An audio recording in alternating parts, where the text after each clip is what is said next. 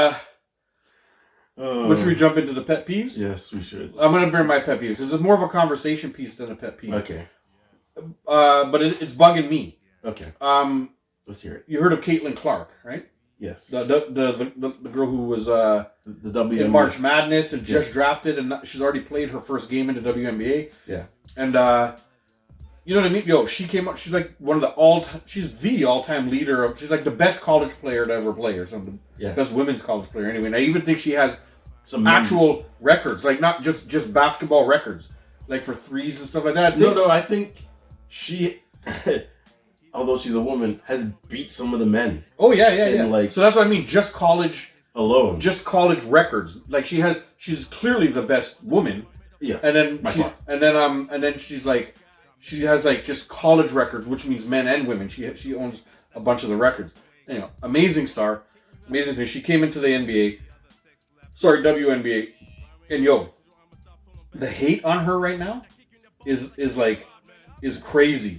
Well, and you gotta remember, the WNBA already has some dirty players in it. Like I've seen it, and it's like, listen, yeah, WNBA's hype. They got some girls who cross over. Yeah, man. So what's happening is that they're hating because it's like, yo, who is this girl?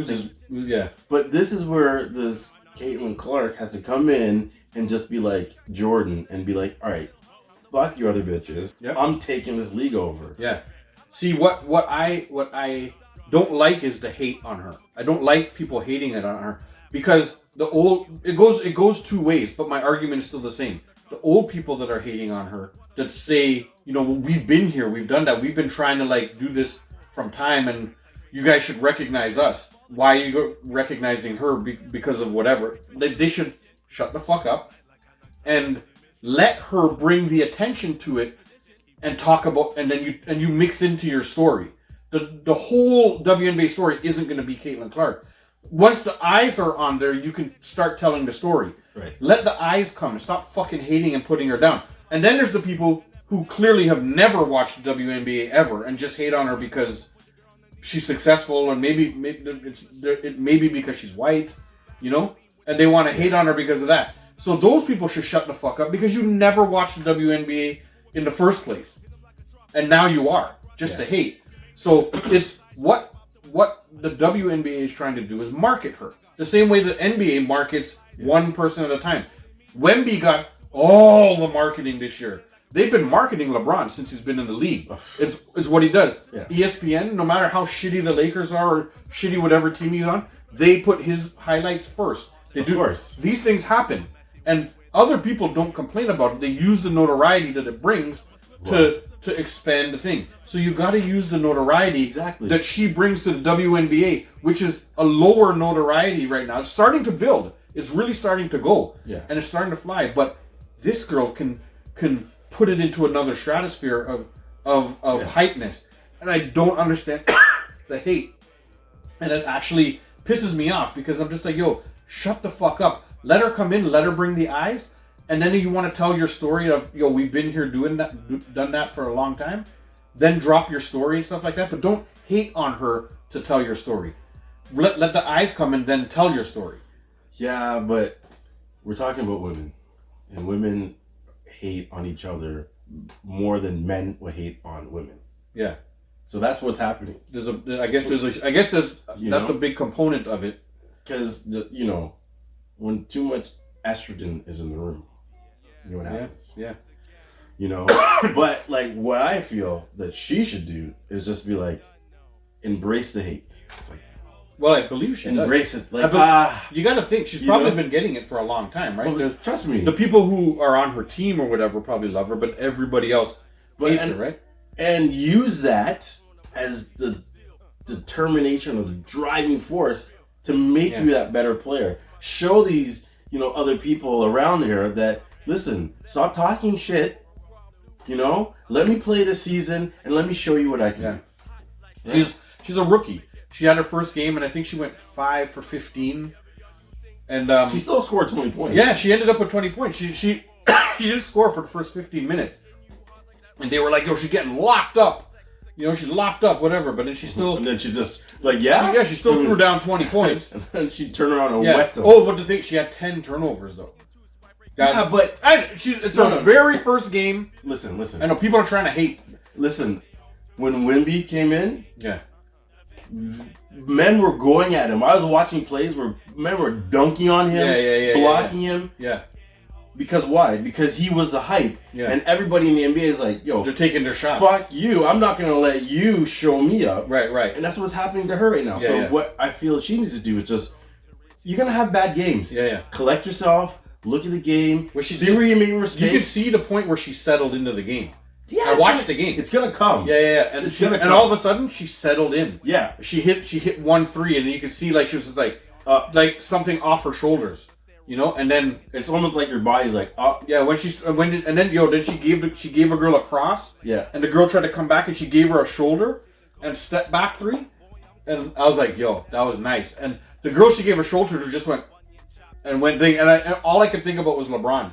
If LeBron got that shoulder, he would have fell. He would have rolled around. He would have fucking been hurt for fucking 20 minutes. You know cried to the refs. This girl took the shoulder and just went like this. Watch the 3 go in. I was like, run back down the court holding her face. I just seen this thing on LeBron, and they're like, it's definitely AI, but if LeBron played golf. Yeah. And every picture, and he's on the ground. Every picture he's flopping. He's flopping and rolling. Yeah. Anyhow, my pet peeve this week, to shut that conversation down and to bring it all to a close, is the people who are hating on Caitlin Clark. Man, embrace that shit. The WNBA is only going to benefit from her being there. Whether it's the old people that are hating on her, shut up. Whether it's people who've never watched before, shut up. Whether it's young people, shut up. She is making women's basketball better because she's putting eyes on the sport. I agree. You know, that's it. Period. Done. Yeah. Like, I agree totally. It's like she just needs to keep her head up, keep doing what she's doing, and eventually it'll come. The haters are gonna hate, but like I say, whether or not you like me or you hate me, as long as you're paying attention, it's all good. Successful people gotta think. You know what? I had another. Can I throw in another slight pet peeve? That's sure. Like the thing that bothers me. Something that's been bothering me because it happened recently too. Tom Brady's roast was absolutely fucking brilliant. I laughed my ass off for almost 3 hours. Right. It's long, guys. It's long. But because the roasts are usually quite short. Yeah. But it's long. Yo, you gotta watch it. It's on Netflix. It's fucking good, man. But the that's not part of any of the thing of it. It's now some of the backlash. You know, like Aaron Hernandez, I think he is the tight end who killed people or whatever. Yeah. I think he killed himself. Yes, he did in jail. There was a couple Aaron Hernandez jokes in there, and so Aaron Hernandez's wife said something publicly like, "Oh, I can't believe you guys, whatever." You know, can't believe what? You know, what I can't believe is that your husband killed people. Exactly. You know, like, come on, man. You don't want it to be a joke. She said something about her kids. Okay, I understand. But yo, your kids are gonna get old at some point, and they have the internet, right? Yeah. So they're gonna know what the thing is. You can't hide the fact that their dad was a murderer. A murderer, right?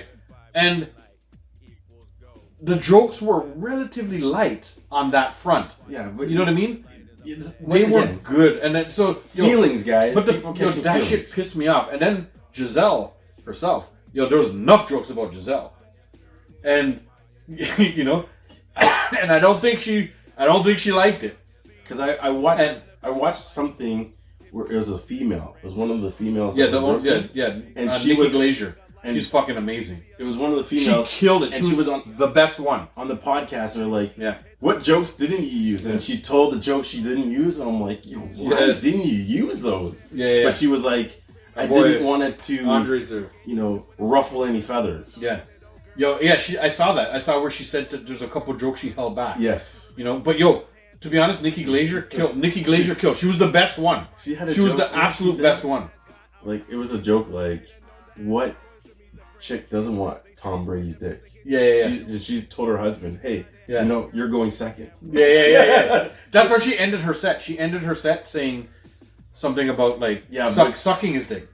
Yeah, but it was worse because when I watched whatever podcast. She's like, I left this part out. I just said my husband's going second. Yeah. But and then she's had a whole other. Yeah. You only have like 10 minutes up there or something like that. Anyway, I'm telling you, if you watch it, I'm gonna watch it now. She destroyed. Yes. She was the best one. Yes. You know, there was a lot of good ones too. Right. But she was Nikki Glaser. Yeah. Came out and fucking killed. I've always liked Nikki Glaser. I think I've talked about her on the show before. I think so. She's such a fucking amazing comedian. Yeah. So underrated for the longest time, and she's had to do so much sex jokes for the longest time. And for a woman to get up into it, you have to kind of walk that line. Degrade yourself. Yeah, you have to walk that line and degrade yourself a bit to be able to think. But that's just the way it is. I don't know. I don't know how to fix that. I'm not going to try and sort that out here on the fucking show right now.